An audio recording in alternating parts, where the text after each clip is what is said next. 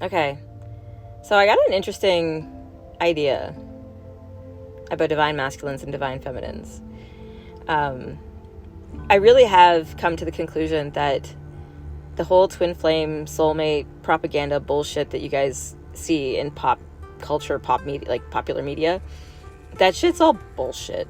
Okay, a lot of it is just pure bullshit, because there's too many parallels in the patterns, like time, space time, the way they can create realities, and the divine masculine energy, the divine feminine energy, right? The yin, the yang. So there's always opposite energies, right? There's always polar opposites in every energy.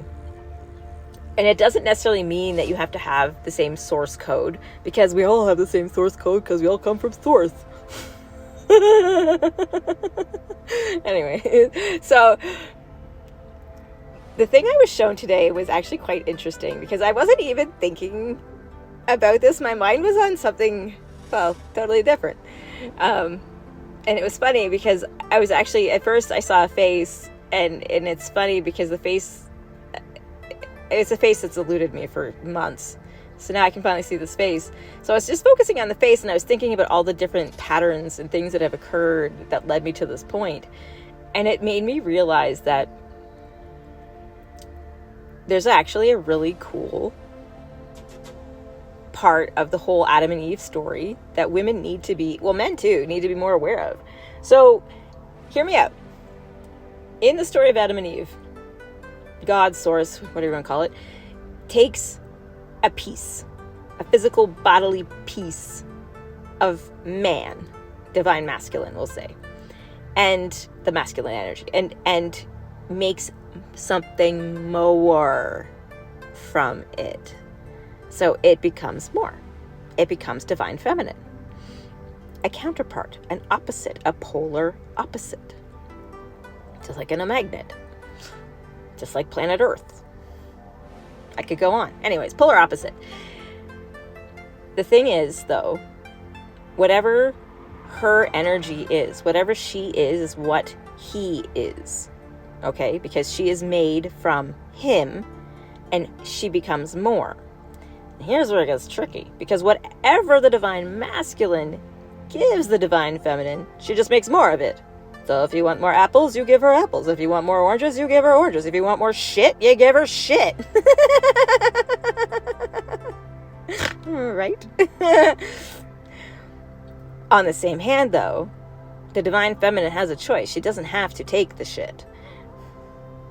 You, as a divine feminine, have to decide what you're comfortable with and what you actually enjoy, what you want, what your energy is. Do you want to be a princess? Do you want to be a queen? Do you want to be an empress? I mean, there's all these different energy concepts out there that are being used quite regularly in spiritual awakening and mindfulness or whatever, right?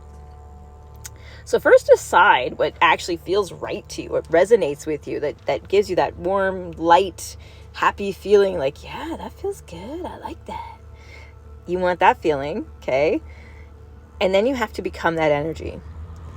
I'm not going to lie to you guys. I'm not down with being an empress or a queen or a princess. It's just, I mean, all of those are limiting to me because they all have like an end goal, right? Like where you're just like, oh, I'm a princess now. Now I just do princess shit. Nah. I want to be like, the best word I can use, there's probably a better word out there that maybe somebody knows, but the best word I can use is God or goddess, because to me, that is a concept, an energy concept that is an ever expanding, endless energy that has the potential to create anything and do anything. So for me, that's the energy I want to embody. So that's been my goal for months now, is to become the embodiment of unconditional love, which to me is God energy. And in doing so, what happens when the divine feminine becomes the energy in which she wants to be, she will spin at the velocity, the energy, the frequency that correlates with that energy she has become. That will also send out energy signals, like almost like a call, like a siren call, okay? And it may attract a lot of different divine masculines and some jealous feminines that are not in their divine energy. But the thing is, naturally, almost like the sperm and the egg, right? I don't know if you guys have learned that new science where it's actually been found out that the egg will actually physically decapitate with hormone or whatever enzymes it sends out the sperm that it does not want. So any of the sperm that actually make it to the egg are actually chosen by the egg. So the divine feminine needs to become the energy she wants. But you have to remember, when you become the energy that you want, you have to consciously, repeatedly, always choose that energy all the time. You can never sacrifice or compromise or go backwards. If you want to be a goddess, you can't tomorrow be a queen and expect a god to come to you. You have to always be the goddess. Always. And you can be whatever kind of goddess you want. That's the whole point of goddess archetypes. Study goddesses. They're a lot of fun. Goddesses, actually, studying the different goddess archetypes really helped me with my shadow work and how I relate to my own different archetypes or pieces or parts of me or whatever you want to call it. I always get my necklaces tangled. I give up. Anyways, the best part for me, honestly, was learning the diversity in which feminine energy can be expressed and appreciated. And that's something that I would not have learned had I not studied goddesses.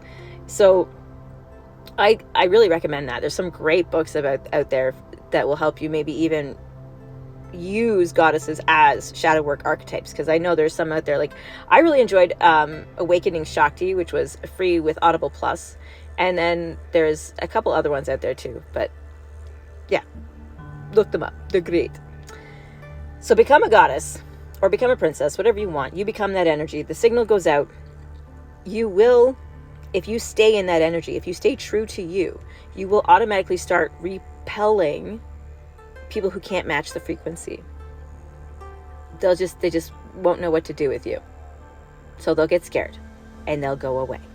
They just do. Those who are willing to match your frequency have a challenge. And this is the part that gets interesting, because you may have multiple divine masculines that might find your energy appealing, but only one is actually going to meet the challenge of matching your vibration. And I don't mean matching it like twins, like a twin flame match. What I mean by matching it is you guys are going to resonate at the same frequency, but opposites, like a zipper. Do you know what I mean? Like, you're going to, where you are dark, they will be light, and where they are light, you will be dark, sort of thing. Your darkness is their light. You become each other's anchors. And that's why when I was seeing the divine feminine spinning, I also saw a darker counterpart spinning, being attracted towards her, because he was integrating her energy into him, or him, her, whatever. Gender doesn't matter. You know what I'm saying. Divine masculine was integrating the energy into his own codes, upgrading his codes to have it included with him. That makes her a part of him, like the rib. So now they're connected this way. She is now a part of him. He has integrated her code, matched her code. Now he can start giving her energy that he wants her to amplify. Okay, so that's why it's really important for the divine feminine to become the goddess first, so she can only attract somebody who wants to be the god or the king, whatever energy suits you best. If you prefer to have the queen energy, you don't want to necessarily create universes and dominate worlds, I get it. Not all of us are insane.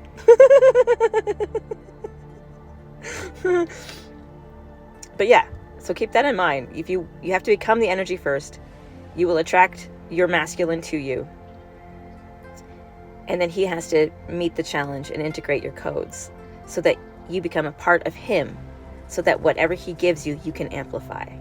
So if you don't want to be a goddess, don't attract a god. I hope that made sense to everybody. Anyways, I'm going to go now. Okay, bye.